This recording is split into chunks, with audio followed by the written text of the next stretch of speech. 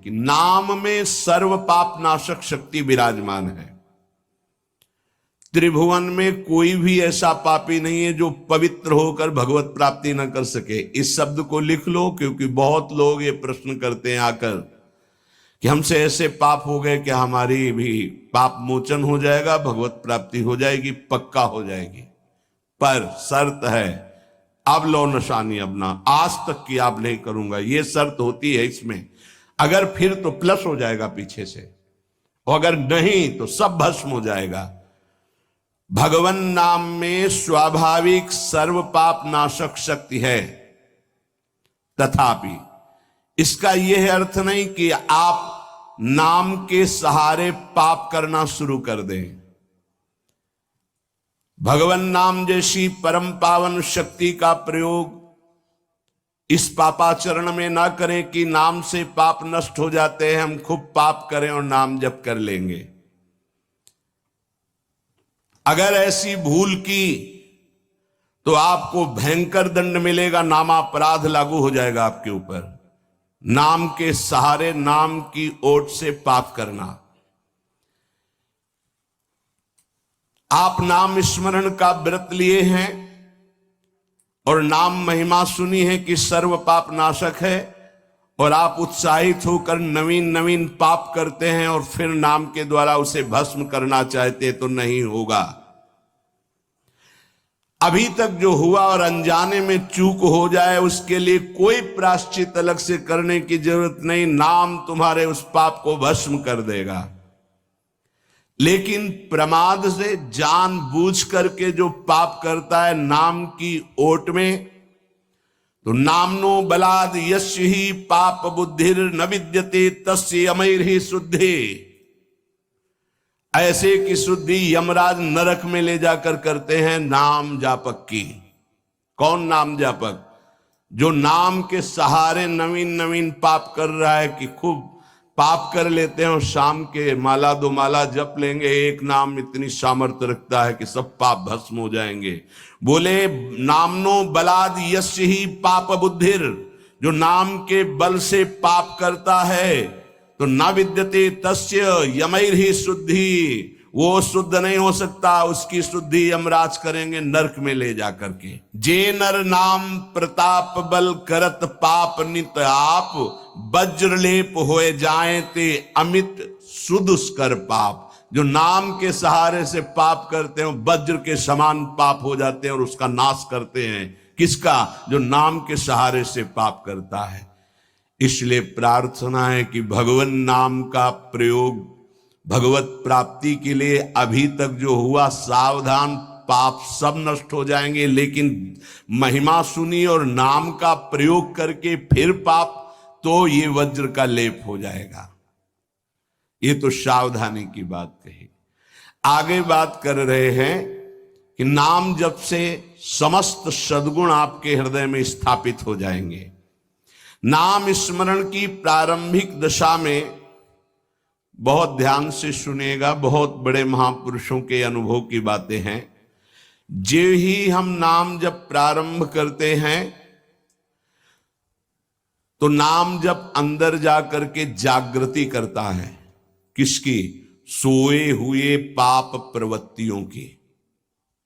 उठ और भाग यहां से, अब तू इस हृदय में नहीं रह सकता, क्योंकि ये हृदय मेरा अधिकार।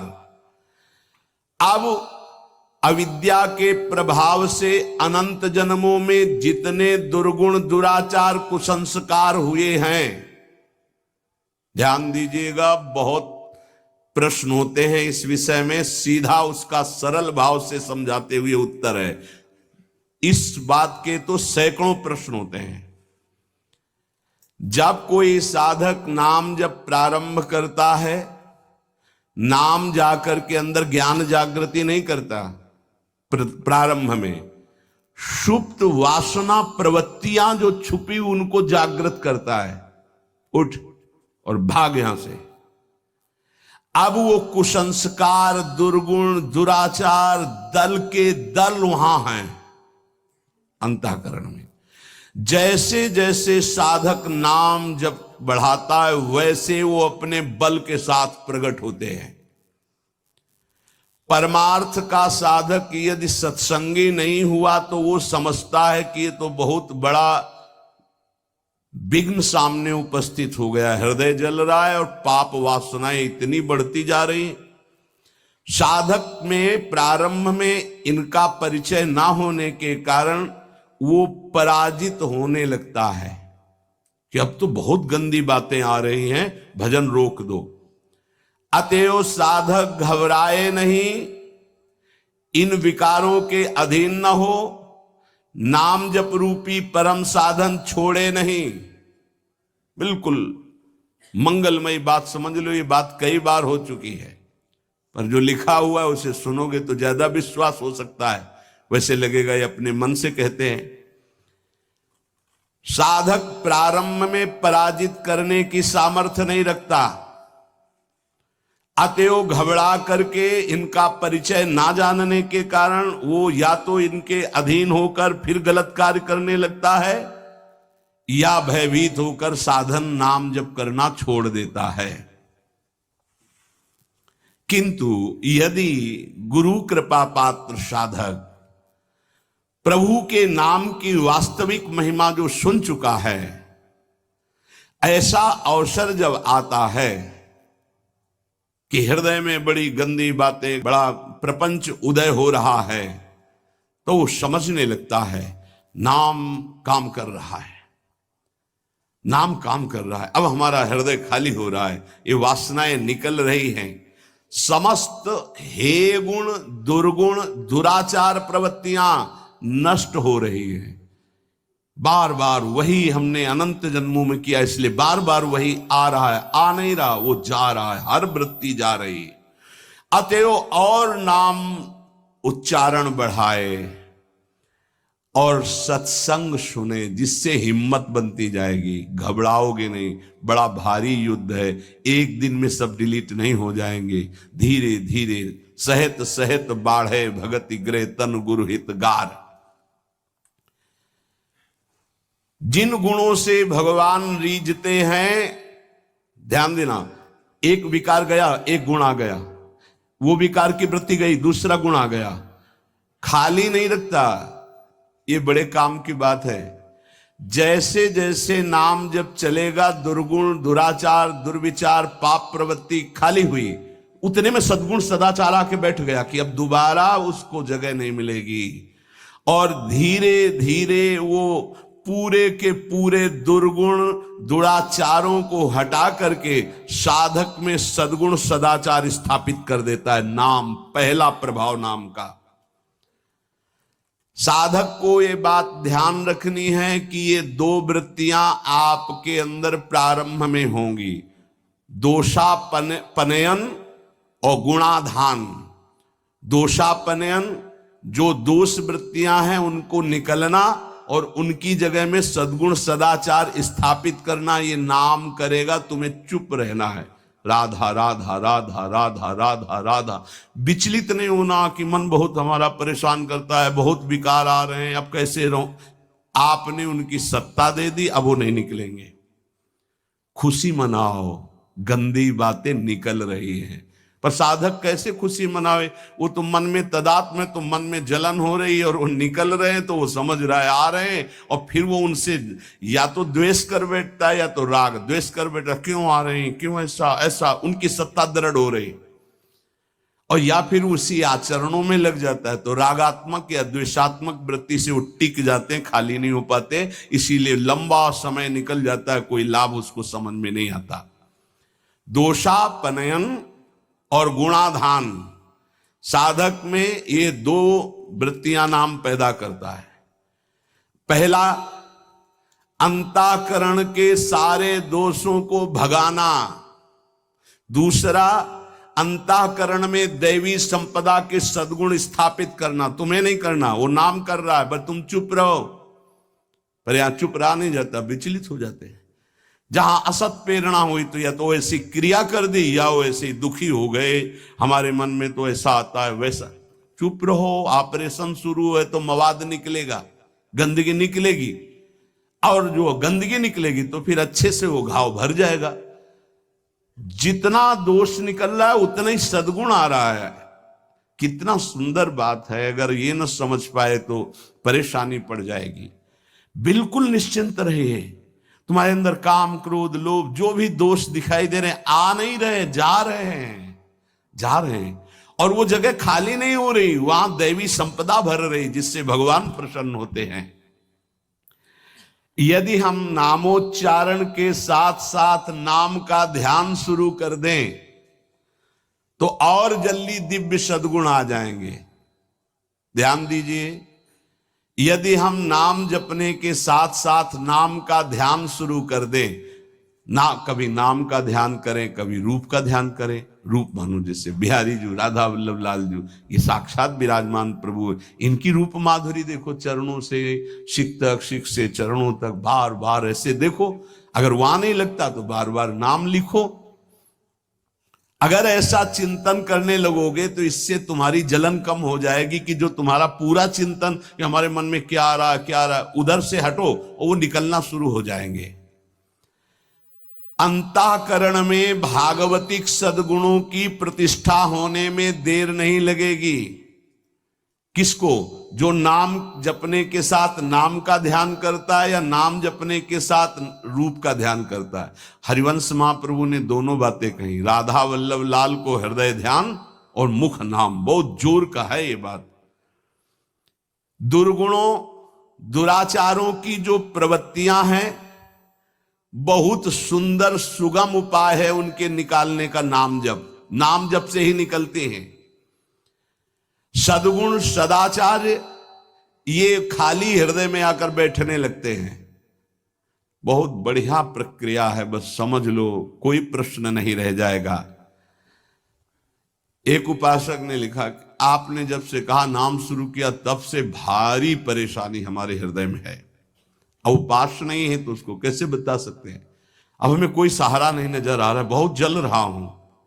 बढ़िया है, बहुत बढ़िया काम हो रहा है, मटकी पक रही है, दुर्गुण दुराचार सब भाग रहे हैं, हृदय परिपक्व हो रहा है, इसमें प्रेम रस आने की क्षमता आ रही है। पर सही इसीलिए कहा जाता है, चाहे शिव बिरंच सम होई गुरु बिनु भवनिधि। अब नजदीक हो और उसको ये सत्संग सुने और दृष्टि पड़े, सानिध्य तो समझ में आवे। बिना, इसीलिए कहा भजन न होई संग बिनु। अब उसको कैसे कोई समझावे। अब वो मन उसको भयभीत कर दिया। वो नाम अनंत जन्मों की बात कृपा हुई थी, फिर वो डगमगा गया। पूर्व जीवन में रात दिन विषयों का ही चिंतन होता रहा है। अब उस चिंतन को भगवत चिंतन से संघर्ष करना होगा, लड़ना होगा। अय उपासक, एक तरफ तुम हो, दूसरी तरफ पूरा माया का परिवार है। नाम के प्रभाव से पूरे माया के परिवार पर विजय प्राप्त करना है। जैसे जैसे तुम्हारा भगवत चिंतन अधिक बढ़ेगा तो काम, क्रोध, लोभ, मोह, मद, मत्सर ये पूरा का पूरा अपना प्रभाव दिखा के नष्ट हो जाएंगे। ये पूरे के पूरे नष्ट हो जाएंगे ऐसा शब्द नहीं आया, प्रभाव दिखा के नष्ट हो जाएंगे। जितना इनमें पावर हो पूरा पावर दिखाएंगे तुम्हें परास्त करने के लिए। नाम छोड़ दो, संसार में आ जाओ। पर जो साधक जमा रहता है राधा राधा राधा, अब उनके अनर्थ और दुष्परिणाम और अनिष्ट चिंतन ये सब कुछ छूट गया। नाम से पूर्व पाप भस्म हुए, वर्तमान का जो अनर्थ है, दुष्परिणाम है, अनिष्टकारी चिंतन है, वो छूट गया। अब उसके हृदय में आनंद का प्रादुर्भाव हुआ।